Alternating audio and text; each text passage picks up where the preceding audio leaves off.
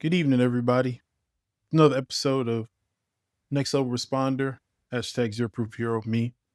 I'm sorry it's a little late. Supposed to drop this video back yesterday, Monday, but life is life. I'm working at the police department. A couple different things popping up, but hey, I'm here. Trying to be as consistent as can be. Don't forget to look out for that episode Friday. Today, we're going to be discussing why experience alone isn't enough in today's fire service. When I started my career, I had to choose between two different departments. One was real busy and EMS heavy. The other one was real busy but fire heavy. I, of course, decided to go with the fire heavy department. And it had its trade offs, but I believe that the most fire experience I can get, the better I would be at the job, being a firefighter. But also, I would think that, hey, everybody would trust the fire chief that been there, done that, got many different ways. So I was like, man, let me go with this busy department. I see a lot of firefighters, especially young firefighters, feel the same as well. And I did at the age of 18. This is the experience that automatically will make you a good leader. At least I thought so. Turned out not to be the case. Why experience used to work, especially when it comes to back in the day, early 90s, mid 90s, early 2000s. We didn't have the digital resources that we have now. Weren't able to look at line of duty deaths, near misses, OSHA reports, build construction videos, materials, all those things we can now just look on our smartphones, computers, and we'll have it within a few seconds. But back then, smaller departments who didn't run a lot of calls, EMS or fire, kind of base most of their things off of the guys that have been there 10, 20 years, seen different situations, they've dealt with different situations. Things in the past would also change would come slower. It was all snail mail. There wasn't any instant messages, emails, things like that. Everything was hand delivered. Everything was sent from station to station through not snail mail, but like the interfacility mail between one station to another, one battalion to another, things like that. There was 1,000% less outside influences or external presence. Obviously, we'll go back again to smartphones and stuff, social media, things like that. Was kind of, hey, if you're a senior man or brass and told you to do something a certain way, you did it a certain way. And if there's any hesitation or hiccups, just, hey, he's been here 10, 15 years. That's the way we do it. That's the way they do it. It's gotten them this far. Let's go ahead and repeat it or just do our thing. And then a lot of people had thought that was the way a leader is, teach you their way. And then obviously they've been doing it a lot longer than you have. So you kind of follow that way. And that was just back in the day. And I thought that would make me a good leader for knowing as much as I do, just a twofold. And 1,000% of the time, 100% of the time, it was cool. It got you through it. You look cool doing it thereafter. Good example I could think of is when I first started, we get on the house fire, structure fire. Some of the old guys would just start busting windows. That way you could clear out all the smoke and see fire and then do a quick attack and knock it down. Obviously, you don't practice those same things anymore, but that's just a good example of you get on scene. Hey, it's fire. It's working. We got heavy smoke showing from the eaves. Bust out some windows and start making something happen while the engine company goes in and puts it out.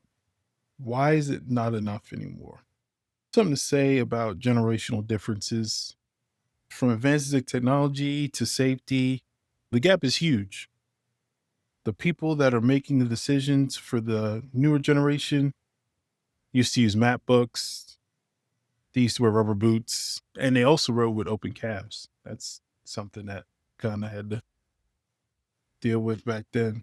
These are notes that I've taken over discussions that I've had with myself and things like that.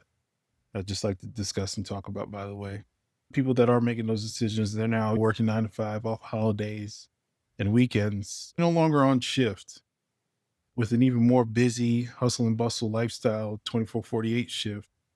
Just isn't anymore. With staffing shortages at an all-time high, departments are looking at different schedules to fill up the seats, but getting them shut down because of the older generation and things that they like, hey, if I dealt with it, or you can deal with it, it's got me this far, let's keep on going.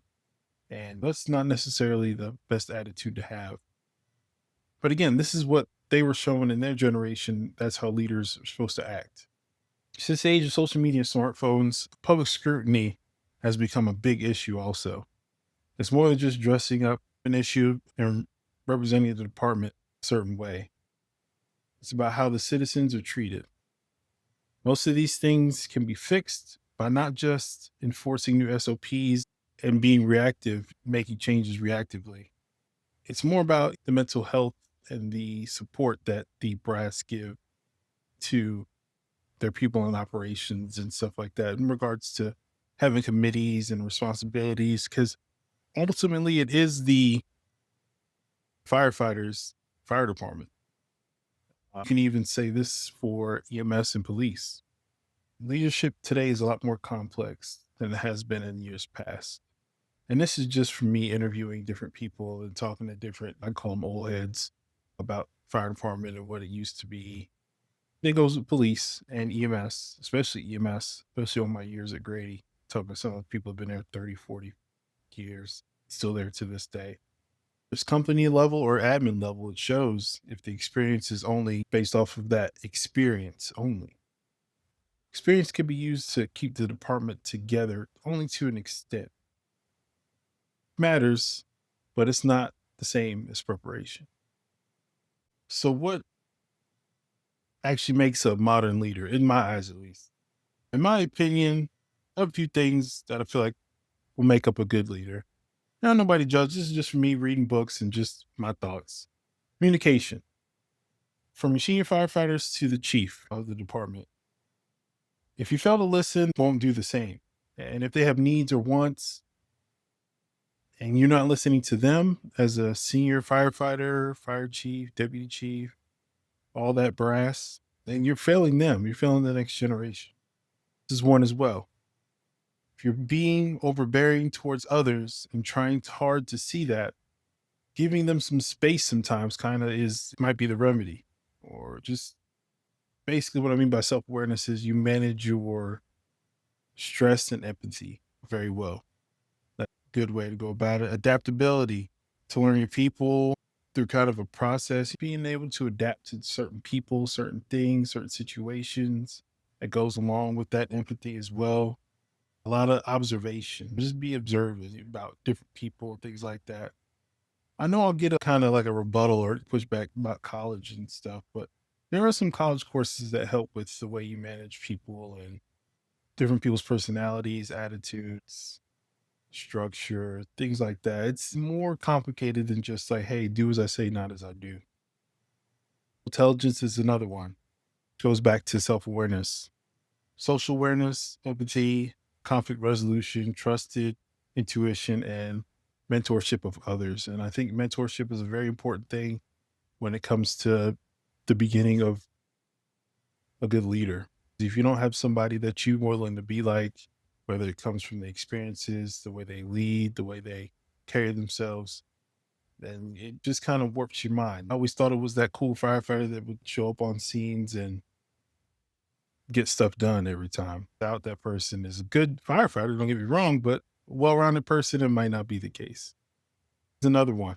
Key from the bottom up with helping, guiding, mentoring again, just showing up on scene and going back to the station, person all the way together. Don't be that Jake on fire scenes and even EMS scenes, police scenes, stuff like that. That Billy badass that just was able to do every single thing, but you come back to the station, you come back after a call, they can't do paperwork.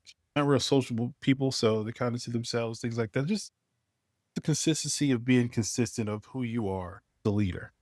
You might not be a leader. You'd be like, hey, I'm just good at what I do, and I just sit in my little corner, talk on the phone to whoever I talk to, and call it a day. It might be you. I think a leader should not be a gatekeeper. They should be that person that, hey, don't go back to your old ways of, hey, I know this skill. I'm not going to show them everything. I'm going to show them a little bit. I'm not going to show them the whole entire effects of what I can do to where it actually will not benefit the other person from getting advice from you. So just don't be a gatekeeper. Don't be that person that doesn't show body. Yeah, show somebody the way. Something that's very important. Also forgot to add that this is some of the reasons why the fire service struggles with leadership because of that gatekeeping effect. I want to be a fire chief one day. Somebody comes to me and says that. I'm not going to be like, hey, don't take this, in this class because it's too hard or you got to do it on your off day, stuff like that. I'm going to tell them everything that I can in my power to let them achieve that. Maybe even more to get them to achieve it and some.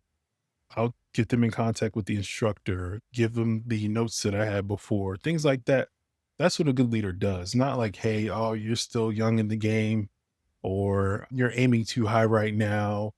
Like that. You don't want to stunt anybody's growth in a career of the fire service. Why this matters for the future. Culture is built daily with the consistency, with communication, things that I talked about not too long ago. Leaders are being formed on the first day of onboarding, HR, stuff like that. You think about it. If they see, I don't know, I don't want to talk about myself, but if they see a stand up person that got all this stuff together, not gatekeeping, communicates very well, just wants them to succeed in that department and for themselves, that builds good leadership, good influence, good mentorship. Leaders are being formed. I'm making this episode. Maybe they're listening to me like, man, maybe I do want to do a little something other than just showing up at the station, do what I got to do and go home. Will make or break a department and the culture of the department as well. This whole leadership series isn't about criticizing the past. It's about preparing for what's ahead. And that's the reason why I started this series. I hope this inspires others to take a look at themselves and think about the impact of themselves and what they have of others around them. I will keep dropping episodes every Monday and Friday from here on out to my best abilities. If not, like I said, I'll drop them like nights like tonight. It's Tuesday night. Work and life and family, stuff like that. It's always something I got to deal with first.